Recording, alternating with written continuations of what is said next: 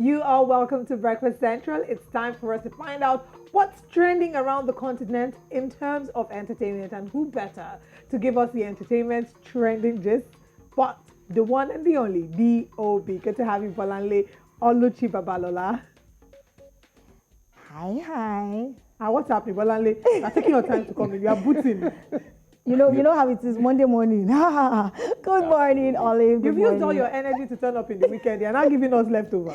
No. I can't do that. I'm ready. course. I was just trying to make sure I'm on point when I appear. Do you And you understand? You always are. I'm sure a lot of things happened over the weekend, so this morning should be packed with information.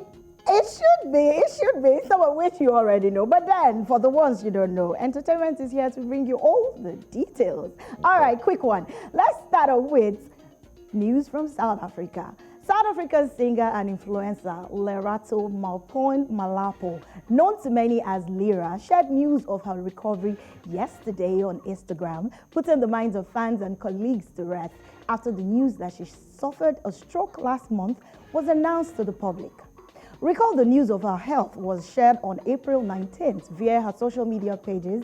More than a month later, a ray of hope is given to fans by the singer, who took to Instagram and Facebook to share that she is doing well. Attached to her picture, the caption read, "Dear fam, thank you for your overwhelming love, support, and prayers. I am recovering well. Physically, I have been unaffected. I am strong and healthy. The stroke has unfortunately affected my speech. However, I am making lots of progress every day. I will be taking some time to focus on my recovery. Please keep your prayers coming. I can't wait to be back soon. All my love. Hashtag let there be light." South African celebs have since poured out their wishes and prayers for her. People such as Sumizi, Batsena Kumalo, and Nigerian artist Waje also went online to pray for her and share their hopes and aspirations that she will come back to the limelight soon. The feel-good singer, along with her fans, have been in communication since then. We wish Lira a quick recovery and hope to hear her angelic voice on the mic soon. She's someone I grew up with, known for house music with her very sweet, sonorous voice. I really hope she comes back on the mic real soon.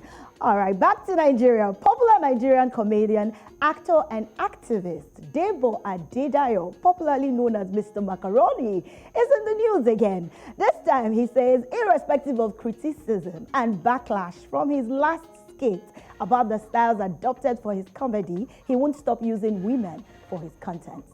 The backlash started after a series of tweets against the comedian, stating that his skit was always women-based, without diversity, and portrayed the female gender and their career in a wrong way. The skit maker noted that he noted his mistake to the nursing profession with an apology, saying his intention was never to degrade the profession, adding that he was open to constructive criticism while he continues to produce content. Well, Macaroni has since then gone on to share all the series of tweets trying to clarify the reasons for such actions, and such tweets goes thus. He says, "To whom it may concern, Mr. Macaroni won't stop using women in his content. Thank you for your understanding. You're doing well." I'm sure you know that is his favorite line. And then in another one, he says, "Let me use this opportunity to address those always pushing the narrative that most of my contents are with women. First thing you should know is that I won't stop. I play other characters. Why be saying now only the one which woman they watch? Serial Philandra series, In-Law series, Professor Hard Life series, Politician series, Debo series, Social Issues series, and many more.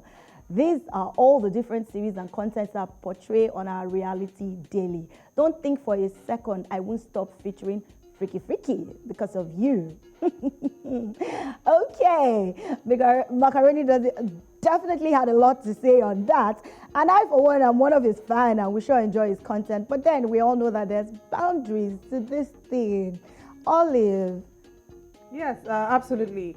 There's a thin line between comedy and actually, would I say offending?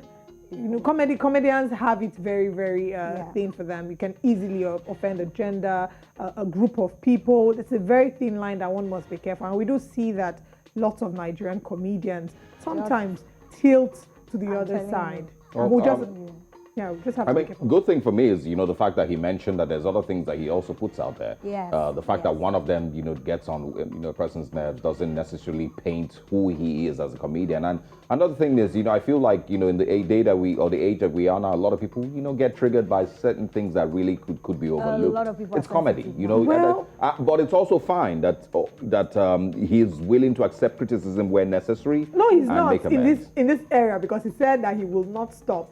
I find that as much, I think that he's a brilliant comedian.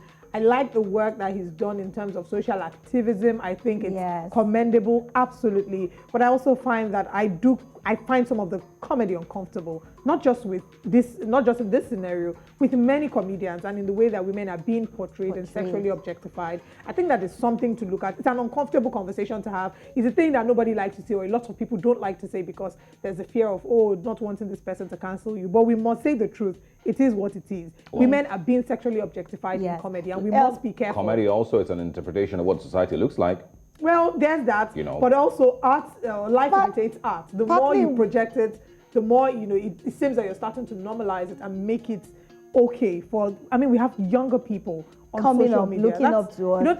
There's just a thin line, and Yeah. it can be quite difficult to find the balance. And it's so funny that most of them think they can't really make it in their industry without objectifying women as certain things in the society. I think we can go beyond that. We should be more intelligent in our creativity. But Macaroni has it in for him. He's a very intelligent person. And I'm sure he's going to do better. And he's doing a lot forward. of activism, so I'd like to focus on that. Well Yeah. done to him for Yes. constantly speaking up, even in uncomfortable situations. Okay, so quickly on our final story on entertainment today. Oscar-winning actor Will Smith opened up about the trauma he has experienced in his life during an interview with David Letterman this weekend. Will Smith has been off the grid for a while after the whole incident at the Oscar, but over the weekend, a recorded interview with Letterman was released, and it was revealed that the interview was conducted before the Oscars 2022. And the interview, he sheds more light on his pain he's gone through his life. The King Richard actor, who is 53, was interviewed by David Letterman for Netflix series My Next Guest Needs No Introduction, which was released on May 20. During their conversation on his career and childhood trauma, noting the opening line of his novel, Will, the actor explained that he's always thought of himself as a coward. After he witnessed his father beat up his mother as a child and did not intervene. The Pursuit of Happiness actor shared that he once experienced a vision of his whole life getting destroyed, and that moment gave him confidence and boldness about his future. When I come to think of it, when I came out of it, I realized that anything that happens in my life, I can handle. I can handle any person I lose. I can handle anything that goes wrong in my life. I can handle anything in my marriage, the actor says. Following the altercation last March, Will resigned from his Academy of Motion Picture Arts and Sciences and received a 10 years ban. He also publicly apologized to Chris Rock after the incident, writing in part, "There is no place for violence in a world of love and kindness." Well, I am so happy Will has come out to show a bit of, I will call it some of the reason why he reacted the way he did at the Oscars. Not to say that his actions were right or in any way condone, no. But really, one needs to understand where someone is coming from to react in such a way. And the fact that he's been off the grid since that incident, I hope he's healing well and then finds peace wherever he is. The last we heard he was in India also. Yes, things are, it's important that we have conversations about public figures and understand that everybody has a trauma that they're dealing with, a childhood trauma of some sort, and which is why we talked about the need to get therapy. It's a month of mental health awareness, and we need to have these conversations over and again. Absolutely. But things are looking up for Will. We wish him all the best. Conversations about Bad Boy 4 is coming up. We're excited about that, and we hope that things turn out positively for him. Hopefully. Thank you very guys so much. BOB, for, of course, sharing all that very interesting information and entertainment stories with us. And see you again pretty soon. See you soon. Have a great day.